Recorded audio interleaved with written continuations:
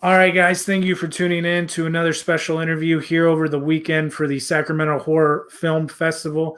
My guest now needs no introduction. She is responsible for creating the classic characters of my childhood when I was growing up, man. Characters like Beetlejuice or Edward Scissorhands. She's a multi time award winner, a judge on reality show Face Off that we were totally hooked on for the longest time. But it is my pleasure right now to introduce to you the wonderful V. Neill. V, how you Hi, doing today? buddy. I'm doing great. Uh, Thank you. so, man, your character catalog, your reel, your portfolio, per se, is so vast. But like I said in the introduction, there, the names that when I think of the characters that you help design and bring to life, the names that come to for me growing up in the '80s are Keaton, Depp, and of course Tim Burton. So all three of which you obviously have history with. So I mean, let's start with Beetlejuice because it just had an anniversary recently that was It really did. cool. And that character design of just that whole world from all the way to the attic to his model line, and then when we get to see your characters and they're like the palette choice for being in the underworld, so to speak, and all of it, man, was so wonderfully Tim Burton that you brought what I can imagine he was giving you the direction to bring to life to life. What was that like? Absolutely. It was a blast. I got to tell you, meeting Tim for the first time was such a trip because I previous to doing Beetlejuice, I was working on a film called The Lost Boys, Mm. and a gentleman came to me and said, "B, I just got a script for this movie that you're going to be absolutely perfect for." And I said, "Okay." I said, "Well, I said, who's working on it? Let me see if I know anybody on the crew, blah, blah, blah." Turns out that I knew the production manager who happened to be the first AD on a film I did called 9 to 5 with Lily Tomlin. So I kept calling him up and pestering him to come, let me come in and meet this guy, Tim Burton guy, right? Yeah. And so he goes, "Oh, it's too early. It's too early. Just wait and wait." And so finally he said, I pestered him so much. He said, "Okay, come in." So I go into the studio, and they were on the back lot at Culver City Studios, which was just a crappy little studio back then. They've since redone it and it looks really beautiful now, but it was like still ancient. I mean, there Yeah. was old stuff there that has been there since like the 30s, and Mm-hmm. they had put them in this crappy little trailer that looked like an old construction trailer, and they were just crammed in this tiny little thing, and there was this weird little bulletin board up with kind of these sketches, like these figure sketches of like what looked like a guy digging through trash and stuff. And I'm thinking, okay, what's going on? And I see these pictures and I'm thinking, is this the guy they're talking about? And I thought, oh, okay, this is Beetlejuice character, right? And I'm thinking, oh, Yeah. looks like a derelict. And so and I digress. Anyway, so I'm waiting to see Tim, and the door opens, and I walk in there, and I look at him, and I went, I in my head, I'm going, really? This is the director? Holy shit! I mean, he looked like a little kid that hadn't done his laundry or combed his hair in about 3 weeks. And I thought, wow, he's really quirky. And I just sat down. We started talking, and over the course of a couple of meetings that I had with him after I got the job, we started talking about people in the afterlife, and what he wanted them to look like. And he says, "Well, I kind of want them to be pastel." And I said, "Oh, I see. You mean like Necco wafers?" Now, you guys probably don't know what Necco wafers are, but when I was a kid, there was like Staples at the movie theater, and Necco wafers was one of them. And they were these really awful chalky discs that were pastel colored, that were just pure sugar. Huh. And that was my reference to Tim. And he goes, "Exactly like Necco wafers." Well, when we started testing and doing the thing, we realized that those colors were way too pastel, that they had to be a little bit more vibrant because of the darkness of this. We knew the sets were going to be a little bit darker. So Right. we, bumped up the color, and after we had done a couple of tests, we realized that more vibrant colors were needed, and it was going to be much cooler if we used brighter colors. So that's how that's how that palette developed. But yeah, did I answer your question? Because I kind of go off sometimes. No, no, no. That was. Sorry. You feel free to go off as much as you want. Like, the more detail we get about how all these guys came to light, the better, man. Because to hear you describe the drawings of where it all started with him, we were just at the Neon Museum in Las Vegas, and he had a side exhibition in that, and part of it were like those kind of drawings, the storyboardy drawings. So I can imagine going into a room and seeing, the Burton-esque, half stick figure version of Beetlejuice on the wall, and then lo and behold, he becomes Michael Keaton in your makeup design. That's pretty wild. Well, the first I tested, Michael only worked on that film for like 2.5 weeks. Wow. Because if you think about it, he was always by himself, or he had two or three scenes with people, and that was it, Right. And so he was like all crammed into one part in the film. But anyway, when we finally got Michael, I started doing tests with him. So I looked at the stick drawings, the quick drawings that Tim had done of him. And I did him like he did the drawings, and I took him and he goes, "Oh no, V, he's too scary. He just looks like a derelict. Well, nobody's ever going to want to look at him." And I went, "Okay." So I took him back again, and I did it a little bit different. He goes, No, it's still not there. And I said, Can I just take him back and do what I want to do? And he says, "Yeah, just take him back and do whatever you want to do." So I said, "Okay, cool." So I took him back, and I just completely blacked out it wasn't black. He was brown. It was brown and purple actually around his eyes.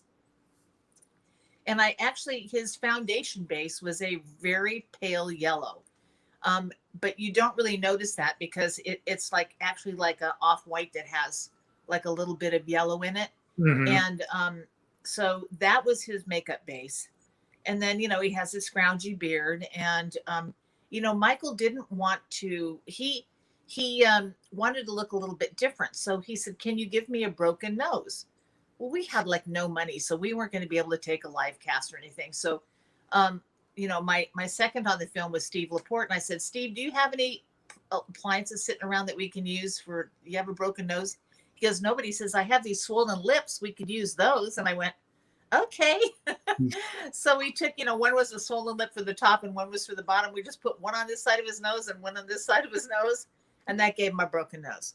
So that was Michael Keaton's broken nose for the film. That's what we did. And then the rest of it was I had somebody go, I said, "Well, let's make him look like he crawled out from underneath a rock and he's got moss growing on him. Let's see if, this floats, because we knew he came up out of the ground. So we thought maybe that'll work." So I sent somebody off to a hobby shop to get me a bunch of ground up colored foam. And I just, I painted squiggly things that looked like moss growing up his face and stuck it on him. And we took it back in to Tim, and I said, "We're going to rot out his teeth. And, Yolanda's still working on his wig. We're going to get it a little bit paler and blah, blah, blah." And he goes, "That's it." And I went, "Okay, cool." So after we had him, then we knew what everybody else was going to look like, so that's how it started. When you guys did stuff like the dead DMV type scene, did you guys sit down with him and discuss like which character got which color, or was that more? No, we kind of just picked out the colors because we knew what characters were going to be in the room. Bob Short was the person who made all our prosthetics for all the other characters, and so Bob and his whole group were in a completely, and Bob also made all the props and the weird thing like the carousel hat and stuff. It was kind of like he gave them a really cheap budget so he could do everything on the movie. Mm-hmm. So because we didn't have any money, we were like the redheaded stepchildren of Warner Brothers, I guess, because we were like a David Geffen movie. We weren't even considered like a real Warner Brothers movie at that point. Right. So he and all of his guys were over in a big room because they needed a lot of room to airbrush all these guys and do all that stuff. And then I just had a couple of those characters in the trailer with me. Like we did Sylvia Sidney in my trailer. I did Miss Argentina in the trailer because I did her makeup, because we also had all the other principals in there as well. So anyway, I just kind of, tried to figure out who was going to be in what room and when, and then we sort of chose the colors, whatever we thought was aesthetically pleasing as to who would be what color. Right on. Working with Michael and Tim multiple times, how is that once you guys have grown like a repertoire with each other? Like you had said in discussing kind of the design of Beetlejuice, can I go do what I want to do? And he's just saying like, yeah, sure, go ahead. Like that's got to be like it's just got to be like a cool feeling to think that whether that's from the get-go or over a series of films of working together, to have that behind the scenes, I gotta imagine is kind of I mean, I kind of look at it this way. I think the makeup artist is the director's tool. So, I mean, Tim always gave me guidelines, and I know his aesthetic. So, I knew that he always wanted those dark eyes. And I mean, and it wasn't like I came into a movie and didn't know what the characters were going to look like, because half the time they were all designed before I got there. I just had to choose the colors that I wanted to use to create the look, Right. So most of the time, and I always knew it was going to be a pale face, and I always knew he was going to have dark eyes, but the shape changed and the different colors, the dark around the eyes were different colors. And so I kind of alternated all that kind of stuff. But most of the time, I always knew it was going to be that aesthetic, pale skin and dark eyes. Yeah. So there was not a lot of discussion,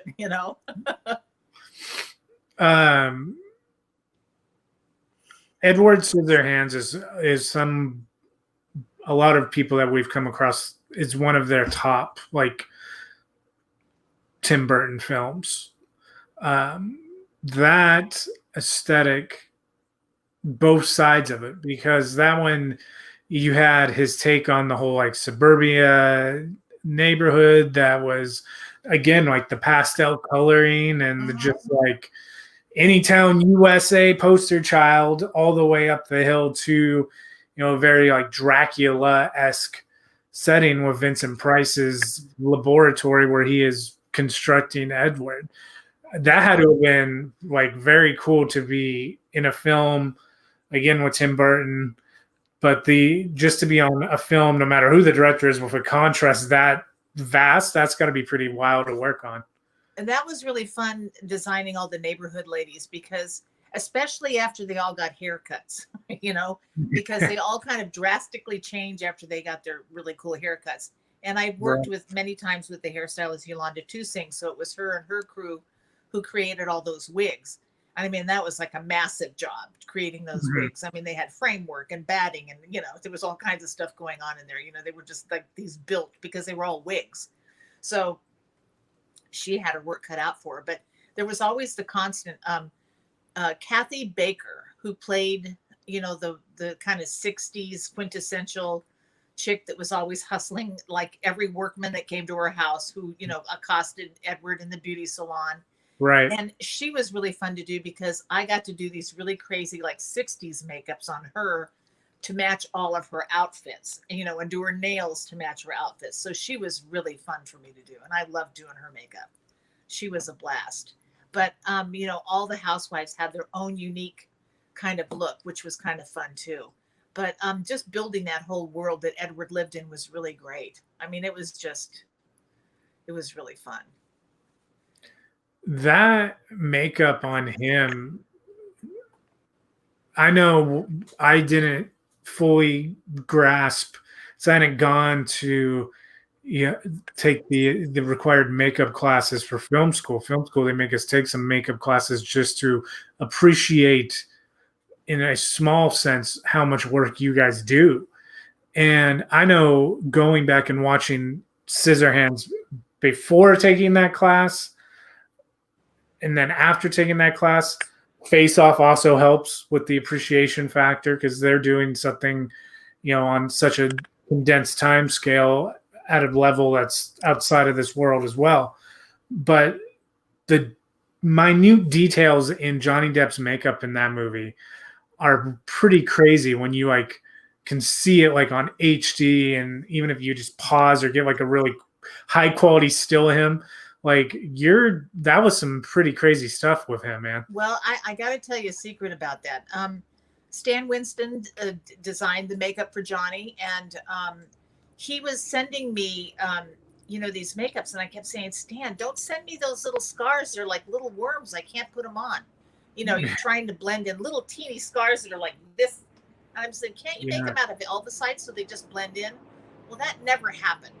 Stan's guys developed, these little scars for us, and they kept sending, and every week I got different ones. So it's like, I'm trying all these different scars, and I'm trying to have to make a match all the time.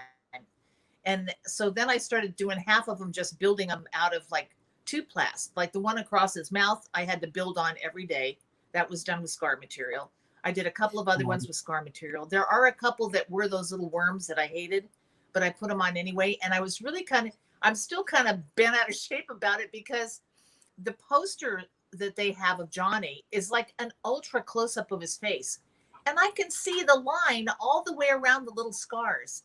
And I'm going, why didn't they touch those up? Why didn't they touch it up so you can't see the makeup?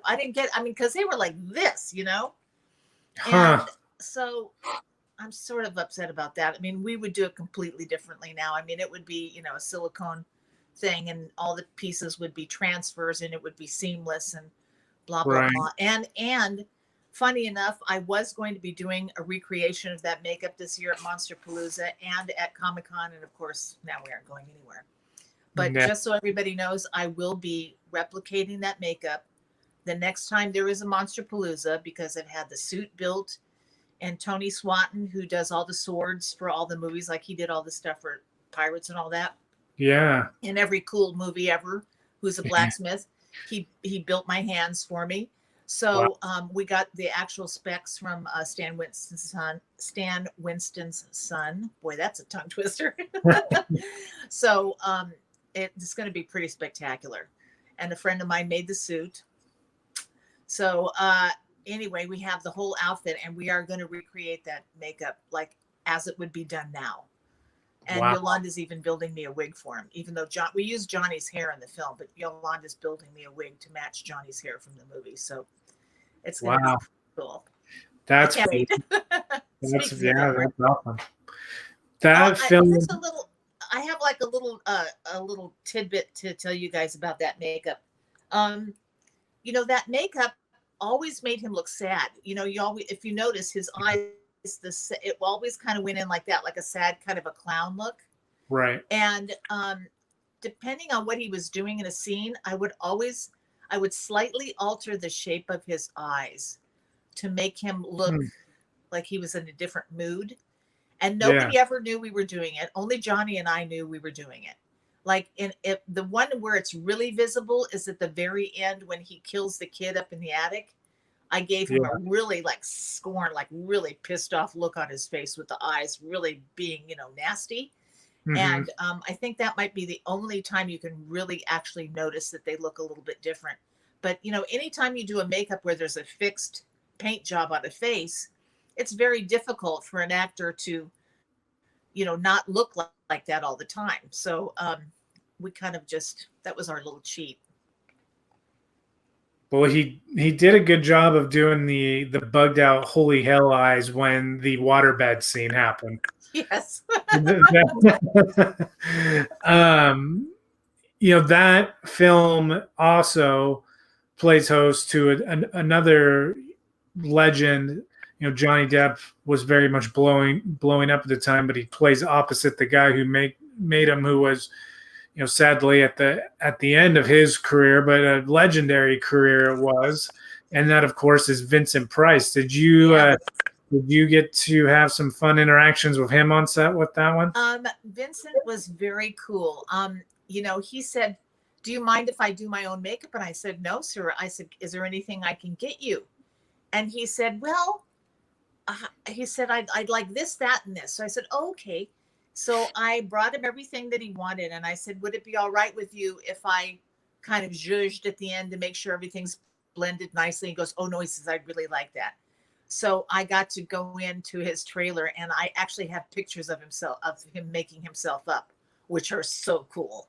That's awesome. And I mean, he did an okay job, but I mean, his eyes weren't as good as they could have been. So I actually wound up kind of redoing it a little bit. But it was cool. It was really neat just to meet him. It was really awesome.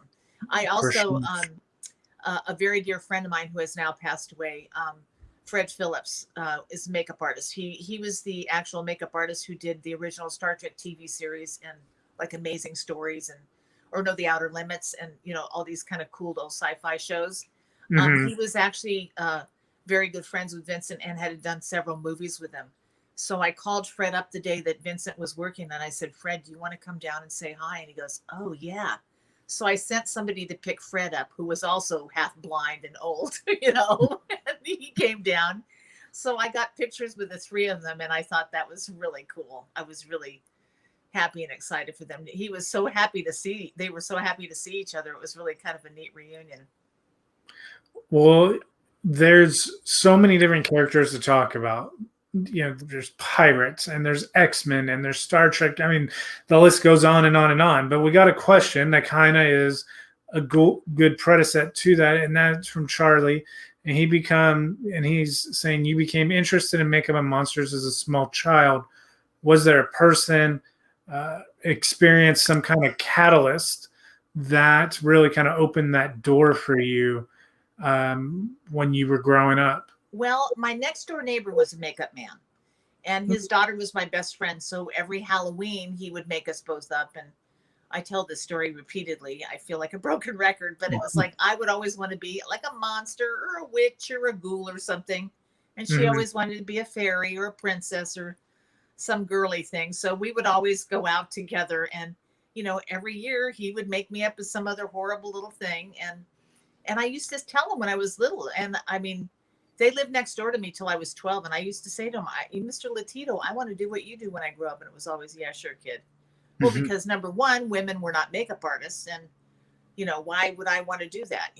But I mean, and my mother just would go crazy because I would watch nothing but horror movies. And, I would watch them repeatedly. When I was a little girl, there was this thing called the $1 Million Theater. And every day at 5:00, they played the same movie over and over. And there were certain times of the years where they were all horror movies. So I would just watch them every day. Yeah. And there was this one really stupid movie called The Beast with Five Fingers. And I got so freaked out by this movie that I would start walking around the house like this, looking for the hand, following me. And my mother finally said, okay, enough of The Beast with Five Fingers. You're not watching that anymore. Because I couldn't walk around the house without like creeping around the doorways and stuff. So, a horror movie, that was a tongue twister. Old horror movies and my next door neighbor were kind of my impetus, I guess.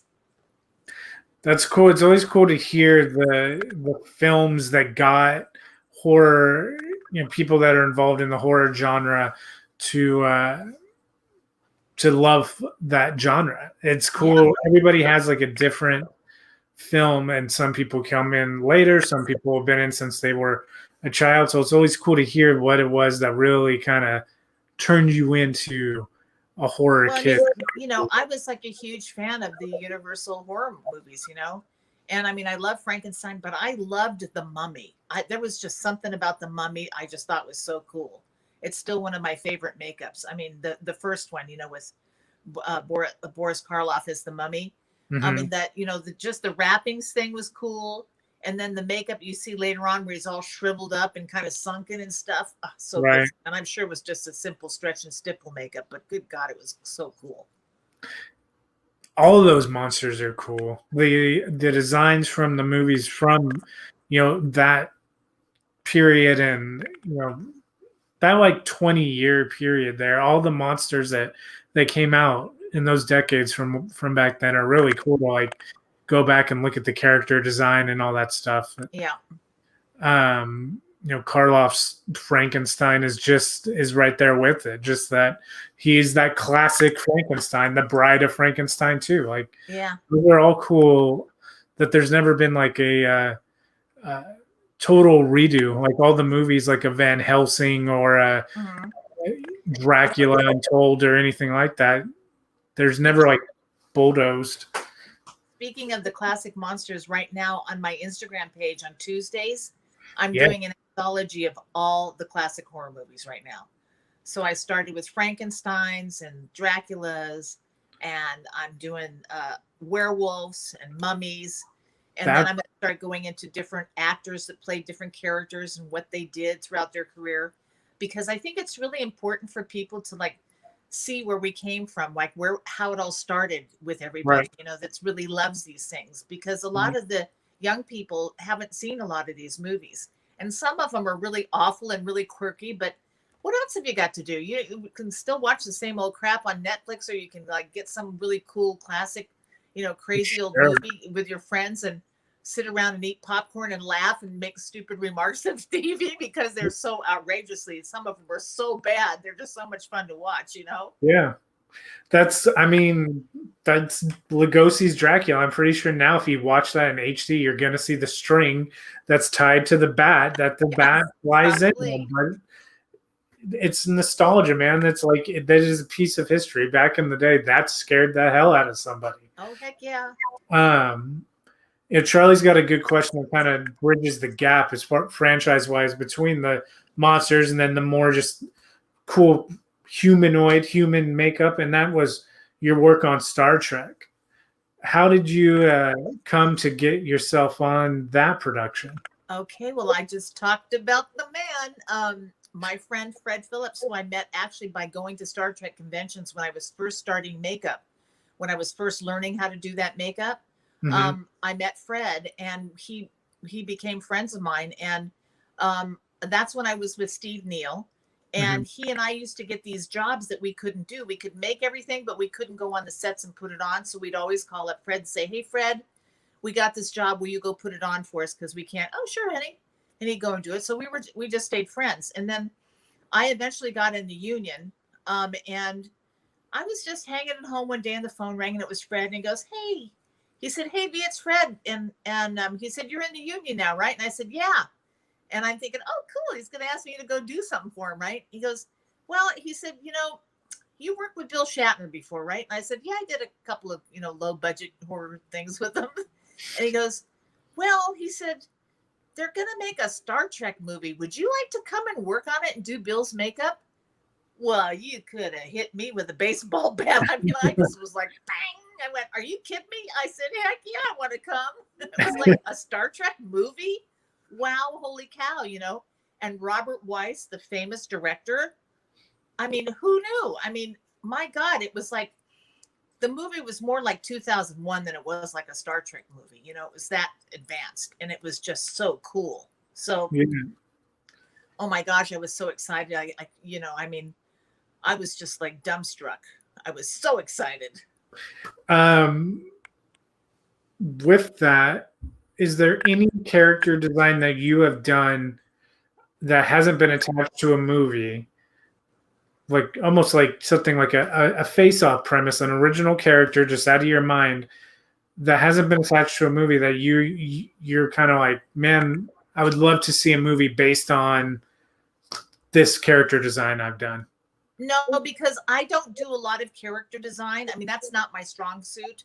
My strong suit is actually application and actually bringing the characters to life. Right. I know that that's not my strong suit, so I never delved into it.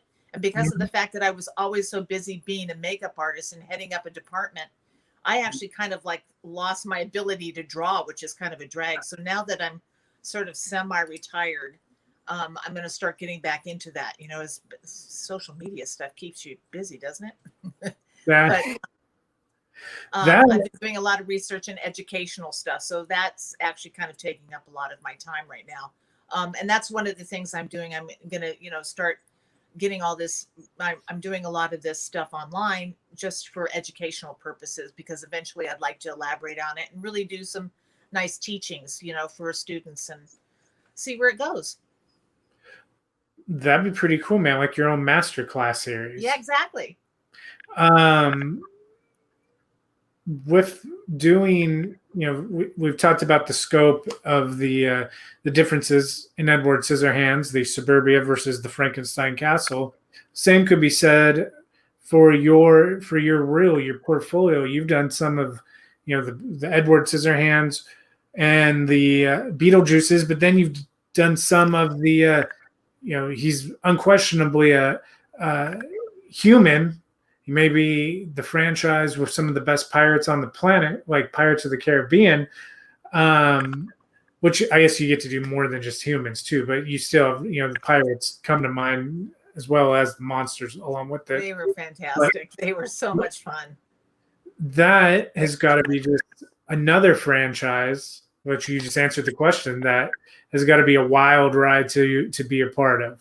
Yeah, that was really great. I loved doing that. It was really fun, just working with, Johnny and getting that character together with him. And I remember when we were testing with Johnny, and I said, I think you need to have some black around your eyes. He goes, oh yeah, like Keith Richards, like put that black stuff around my eyes. And I said, okay, and we're gonna do it. And I said, and if anybody asks you anything, it's not eye makeup. It's what I used on him was kajal, which is what like the the Indians and the Arabs use around their eyes to like keep the sun reflection down. So I said it keeps the reflection from the sea off of your eyes. That's why you wear it, So I mean, Disney just put him through hell. I mean, first of all, when he came back the first time, he had all of those teeth right up in front. All the silver and gold teeth were covering all the front teeth. Yeah. And they like lost their mind. They just said, oh, no, we can't have that. You can't. And he said, well, he said, okay, well, I'll move them around. So he just moved them. So you only saw a couple of them.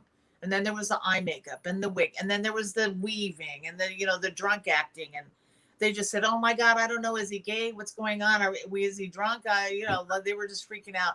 And finally, Johnny just said to him, he said, hey, look, if you don't let me do it the way I want to do it, then get somebody else. And they went, okay. So, I mean, first 4 or 5 days of shooting, they were freaking out, just thinking, oh my God, what have we done? And then all of a sudden it clicked that everybody was raving about how fabulous the dailies were and how crazy he was and everything. And they went, oh yeah, we thought of that.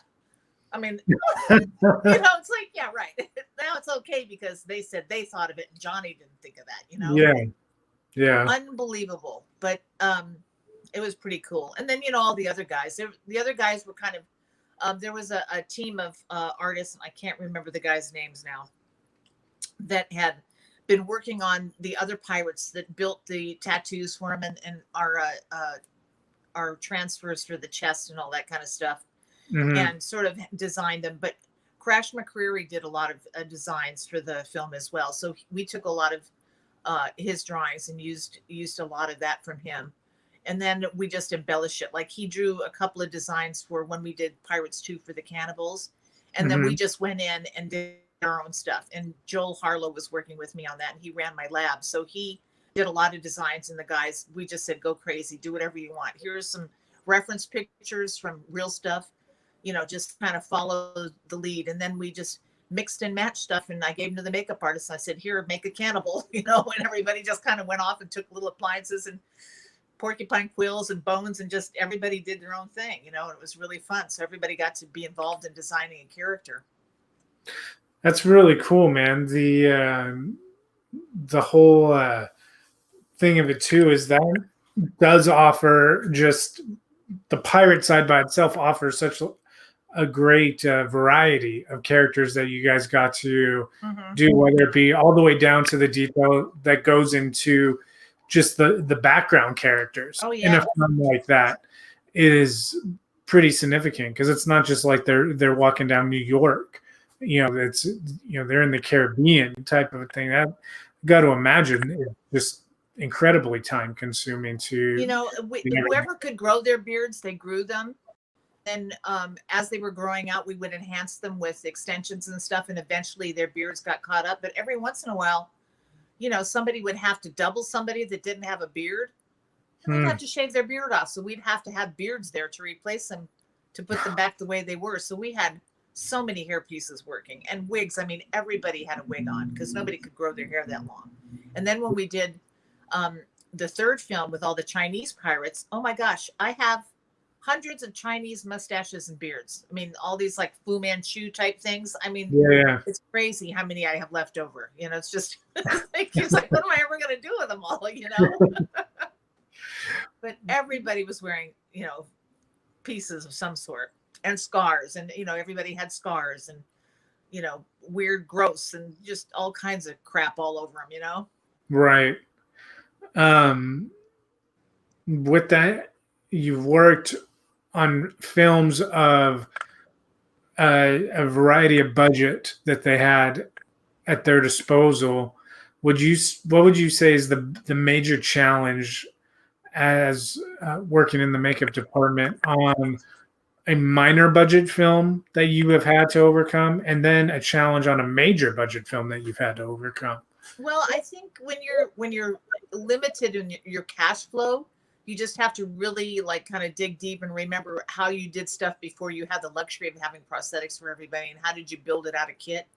You Hmm. know, and you just, and a lot of times we accumulate a lot of stuff, and you also have uh you have, how do you say this? Well, I guess you have, you know, you have friends that work in for different you know, cosmetic companies that are willing to sponsor you on shows. Like Mac was a big, you know, sponsor, Right, Makeup right. Forever, Urban Decay. A lot of the big brands would sponsor you and help you out with makeup, so you didn't have to purchase a lot of your makeup. And then, you know, and now that social media is around, this is before social media even started up. So now we everybody gets reciprocated with social media praise, and that's how that gets taken care of. But you know, you just have to really figure out how you're going to like pull your purse strings, you know, to get, you know, everything that you need, or figure out a cheaper way to do it or whatever.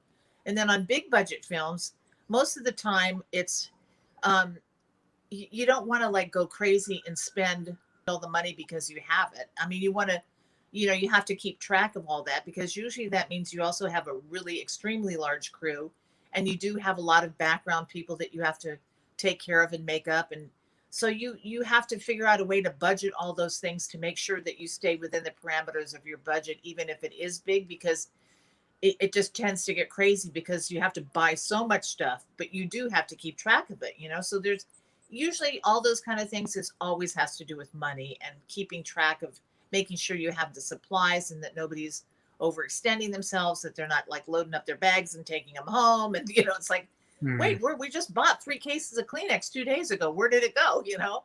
So we just, you know, you just have to keep your eye on stuff and make sure that everything is, you know, used properly, and that everybody has what they need, but you know, within, you know, don't go crazy. Right. Is there, this kind of goes back to working on the minor budget film where you were saying you may have to make something out of nothing, work or come up, you work a way to around a problem. Um, is there anything Ashley is asking, like outside the norm, that you would suggest that a beginning makeup artist have, because this is something that you found to be useful? Well, recently, I think what would really be useful is like if you know, a lot of the alcohol activated palettes like PPI and EBA, they all have, you know, these palettes that you can use. They're always handy to have because, you know, they're basically waterproof, and you can do just about anything with them. Hmm. Also, there's a lot of different companies that make these really cool little silicone plates that have scars and cuts and little Hmm. swollen eyes and all kinds of cool things. Those are kind of great to have too, just in your back pocket, because you can make some things really quickly with those, like overnight if you need them.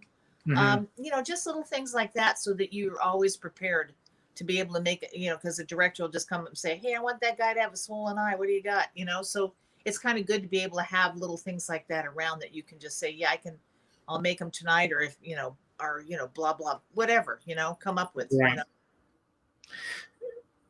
With that, is there somebody, we have time for one more question, and the question being, is there somebody from the classic horror genre that you would be, if you could work with any of them, Lugosi, um, Karloff, any of them? Is there Christopher an Lee. act? I'm sorry, Christopher Lee. Christopher Lee. So I got to imagine it would be him as Dracula. Yeah. That whole the Hammer studio, man, their monsters are wild. Yeah, they were cool. He was scary as hell.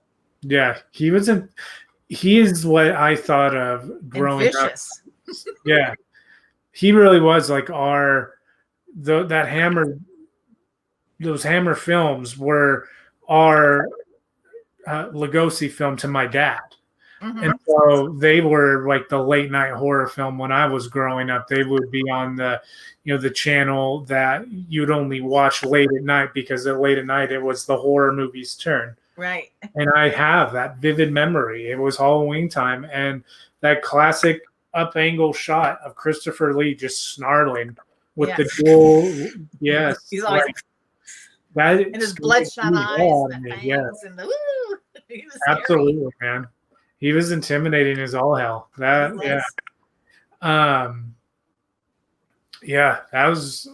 was a good one, man. Did you ever wish that you would get to do another take at any of those classic Tim Burton ones? If he said, V, we're getting the band back together. I mean, it seems like every month, some website says Beetlejuice 2 is gonna happen, and everybody gets stirred up and just wound up in a frenzy, and then Michael Keaton or Burton or none of the above, and it just finally goes away. But it always gets shot down, and everybody kind of goes, "Oh, ho hum."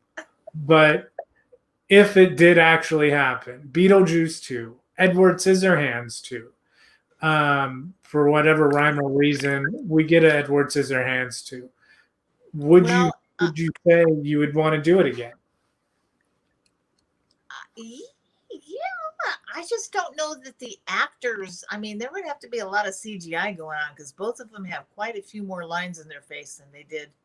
Oh, I can't imagine what that Beetlejuice makeup would look like on him right now because that'd be really scary. It's really crusty. Because Michael's face, he's a ranch guy and he likes to be out in the sun. So, so Johnny Depp it is then. It's got to be some kind of Edward Scissorhands. Johnny, maybe he might be able to pull it off. Yeah. I mean, because Edward might age. I mean, there's no reason why Edward wouldn't age. This is very true. We don't have any rhyme or reason around. Yeah, I mean, he could age. He could definitely age. In fact, that would be kind of a neat spin too, Yeah, going back to the town, see how the town is now. Maybe he's got a full-blown salon. I think he's still up there in the mansion. He's got a good menagerie of those bushes by now. You would imagine. He's probably got his own walk-through attraction. Yeah. Remind us all where we can watch your educational stuff that you're working on every Tuesday. The info on the that's going to be on Instagram, and I'm at the Real V. At the Real V, very cool. And that's every Tuesday. Those are going to be going up. Yeah, and on Thursdays, on Throwback Thursdays, I'm doing a retrospect in pictures of my career. So you're going to see all kinds of really cool pictures of movies that I've done that nobody has ever seen before. So I've started to put those up on Thursdays now as well. So I think last week there was some really cool Lost Boys stuff up there. Right on. Definitely have to go check that out. It's like getting your free V. Neill coffee table book handed to you every Thursday. V, thank you so much for taking the time. You're very welcome. Talk to us. It was a pleasure hearing all these great stories. Hopefully we'll get to do it again real soon. Yeah, and I look forward to seeing you guys in person next year. For sure. That is correct. Absolutely. V will be with us at Sinister Creature Con in June as well. So make sure you look up sinistercreaturecon.com. Come visit V in person. Definitely. Cool. I look forward to it.